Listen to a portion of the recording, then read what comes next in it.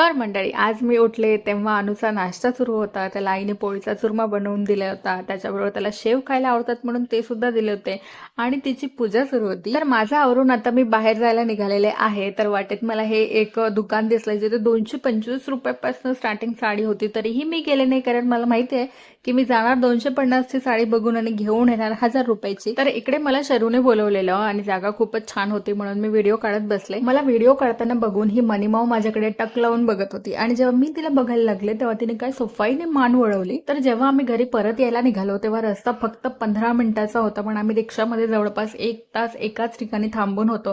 त्याच्यामुळे मग रिक्षातनं खाली उतरलो आणि पायी पायी चालायला सांगत होते की इतक्यात ऊन खूप वाढलेलं आहे, पण तुम्ही घराबाहेर निघत नसल्याने मला काही माहिती नव्हतं. पण आता जो काही लाल पिवळा चेहरा झाला होता चालून चालून उन्हात, तो बघण्यासारखा होता. त्यामुळे एके ठिकाणी थांबलो, मस्तपैकी उसाचा रस प्यायलो आणि देवाच्या कृपेने रिक्षा मिळाली म्हणून रिक्षाने घरापर्यंत पोहोचलो.